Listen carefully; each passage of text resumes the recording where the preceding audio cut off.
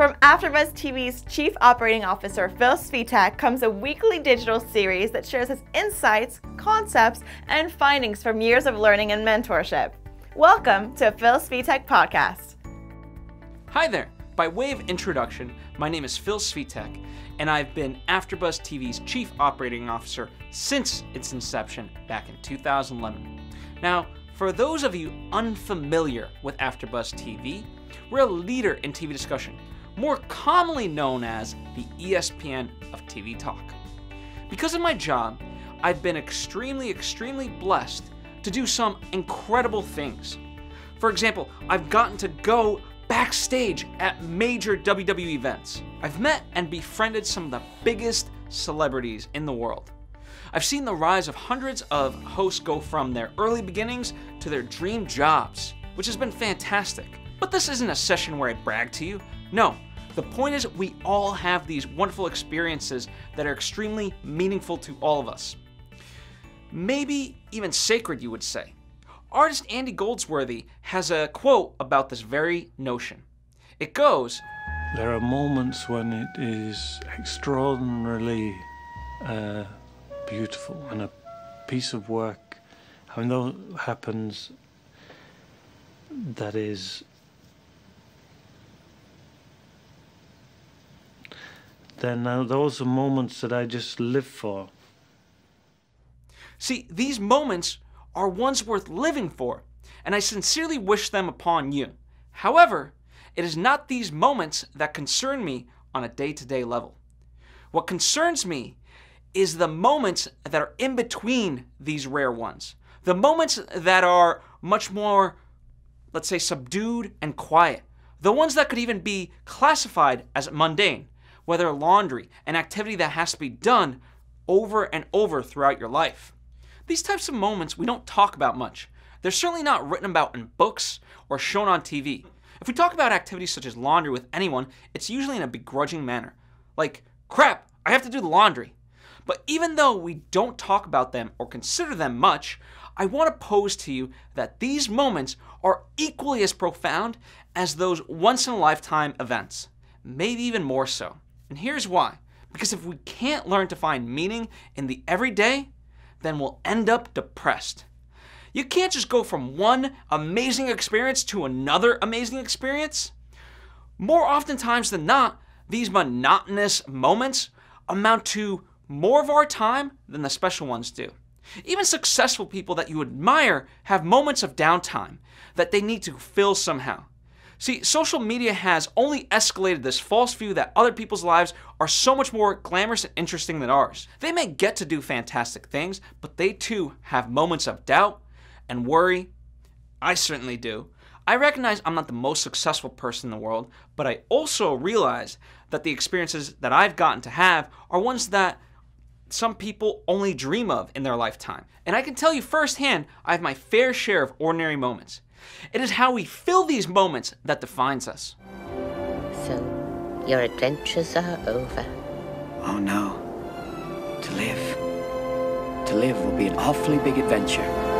Ever know someone who can't sit still? It's because they don't feel comfortable in their own skin. They need another activity to stimulate them. Some people loathe downtime because it's when thoughts all of a sudden flood their mind. Thoughts that they don't want to think about.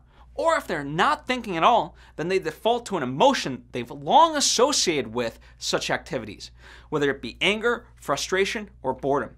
This line of thinking is not only depressing, but can lead to terrible actions. See, I don't think it's any coincidence that we're seeing so many suicides as of late. I am of the belief that conflict, like matter, cannot be created nor destroyed. The majority of us don't have to worry about food, water, or shelter. And so our conflict becomes internal, escalating into an existential crisis. See, how we deal with it can have life or death importance. Viktor Frankl's logotherapy is completely based on this idea. Logotherapy is an existential analysis focusing on the will to meaning as opposed to a doctrine of will to power or will to pleasure. It states that a strive for meaning in life is the primary, most powerful, motivating, and driving force in humans. Okay, all this is well and good, but what's the solution? We can't eliminate entire aspects of adult life such as eating, shopping, driving, showering, and so on. Just like conflict can't be destroyed, neither can these aspects. Even if they're somehow minimized or streamlined, they leave room for something else to crop up. Is that scary to you? It was for me for a long time, but it doesn't have to be, because the solution is much simpler than elimination. As has been the theme of most of my lessons, it's a matter of perspective. In his book, The Way of the Peaceful Warrior, Dan Millman writes a quote that his mentor taught him. The quote goes as such: "There are no ordinary moments." Wait, what? How can that be? All I've done is highlight ordinary moments so far and how they pose a threat to our daily lives. Well, yes, but also no. I frame them this way very deliberately, but the capital T truth is you get to decide how you view these things. The Stoics understood that life contained many, many hardships and surprises, but they conditioned themselves to expect the unexpected, and therefore were never thwarted by such obstacles. One such example of true stoicism happened when Edison's facility all of a sudden caught fire and was burning down. Rather than get angry, cry, or worse, quit entirely, he gathered his family and told them to observe, for such a fire as that was a rare sight. Huh? Why would he do that? Because what other option did he have? Getting emotional wasn't going to change what was happening in that moment. The facility was going to burn down one way or another. And it did. And here's the really remarkable thing. Edison rolled up his sleeves, and weeks later, he had rebuilt most of the facility and was back to work. Better yet, he was creating things that were far better than anything he'd done before. The fire not only burned the facility, but it burned all the useless failed projects that were taking up both physical space as well as mental space. Edison was afforded a new start. Edison saw meaning in the fire. That was no ordinary moment. But he chose to remain positive and solution-oriented. I use the word choose purposely as opposed to him defaulting to a subconscious reaction such as anger or sadness. Now, it can be argued that a fire such as this is a life-altering moment and not ordinary at all. Fair enough. But it does illustrate the power a person holds over how they see meaning in life, how they derive purpose from experience. You can derive meaning from anything. Isaac Newton's primary life work began with the falling of an apple from a tree, because he saw something in that moment that no one else had ever seen before. That was no ordinary moment for him. And yet to us, an apple falling seems not that special. I've seen hundreds of apples fall from a tree and never came close to a revelation, let alone an epiphany. But this is where the work of choosing comes in. Last week I spoke about my philosophy that talent is a process and not a skill. This is because life is all about action. It is about doing. Through actions, we showcase to the world and ourselves who we truly are. It's not an easy task. Sometimes we get tired. It's easy to default to something we've grown accustomed to rather than having to work towards something different and better. It's why misery loves company. It's why there are only a select few that go on to be truly successful. Because if it was easy, everyone would be doing it. Well, everyone can do it, and it starts with you. There are no ordinary moments. Practice every day in deriving meaning from experience. And by that, I don't just mean saying, today sucked because ... No. Perhaps phrase it like, today I learned blank because of blank. Or how about, even though this happened today, what I gained from it was blank. What did we learn, Palmer? I don't know, sir. I don't know either. Another trap I see people fall into, including myself, is we focus on the problem instead of the solution. This is because there's some inherent belief in us that says in order to find a solution, we must know what caused the problem. This doesn't have to be the case. Yes, it is a wonderful skill if you are able to simplify things succinctly for others, but it's a fool's errand at times. I've come to learn that life is too unpredictable for us to know why something happened. We can never truly isolate the variables down to a singular one. Scientists everywhere, I'm sure, are cringing at this statement. But even science admits it's only accurate to a certain degree. Fact is fact until proven wrong. The world was flat, now it's not. See? Go figure. By focusing on the cause of something, you're focusing on the past. Some psychologists call that time traveling. Don't do that. Instead, focus on the solution. The good news is there's no one single solution, just like there's really no single cause of a problem that we can discern. This benefits us because it allows us to try something, see if it works, and if it doesn't, alter our approach. If you start to recognize that there truly are no ordinary moments, then all of a sudden solutions will present themselves to you from anywhere, just like they did for Newton. The choice, as always, is yours. But understand that if you don't make a conscious decision, then life will choose for you. And it's shown countless times that it won't go the way you had hoped. See, hope is not a strategy. That path only leads you to despair at best. The alternative is work.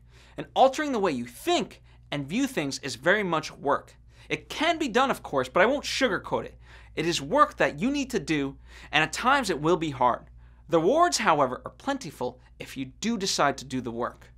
In a way, it's as if you're realizing your potential and enacting your purpose. It is purpose that created us. Purpose that connects us. Purpose that pulls us, that guides us, that drives us. It is purpose that defines. Purpose that binds us. There will be days, of course, where you're so exhausted, like me, that you just won't want to do it. It is in these moments that we discover our true strength. If all of a sudden you falter, then so be it. Course correct. None of us are perfect, so don't fret. To help reinforce today's lesson, here's some wonderful quotes that I think you'll like. The journey is what brings us happiness, not the destination. There is no good or bad without us. There is only perception. There is the event itself and the story we tell ourselves about what it means. It's time you realize that you have something in you more powerful and miraculous than the things that affect you and make you dance like a puppet. We are more often frightened than hurt, and we suffer more in imagination than in reality. Before you click away to another lesson from Phil, here's a few more things. To review this lesson, you can read the transcript on Phil Svitek's website. The link is provided. Number 2, be sure to leave us a comment so we can read your thoughts and respond back to you with any questions you may have. If you enjoyed this lesson, please be sure to hit that like button and tell your friends and family about us. Also, you can support this show on patreon.com/PhilSvitek if it doesn't burden you financially in any way. Every contribution is truly appreciated, and it helps defray the cost of putting the show together, which you can imagine takes a lot of effort. To be notified when future episodes release, subscribe on either Apple Podcasts or on YouTube. Plus, the show is now available on Google Podcasts, Spotify, and a host of other amazing platforms. All you have to do is click the link to the specific platform that's most convenient to you. Lastly, if you're a new host or a college student seeking an internship in the LA area and would like to join AfterBuzz TV, visit AfterBuzz TV's contact page. A direct link is provided. Or, of course, you can always tweet at Phil Svitek or Instagram me at Bonjour Juliette. Thank you so much for watching. I'm Julie Vibert, a producer on the show, and we'll see you next week with a very special episode where Phil will interview Eileen Pofeld, who is the author of the $1 Million One-Person Business, a Random House book looking at how every day Americans are breaking $1 million in revenue in businesses with no employees besides the owners. She's also a writer for Forbes, so you're not going to want to miss this episode. If there are any questions you want Phil to ask, leave us a tweet, an Instagram, or a comment, whatever you like. Bye!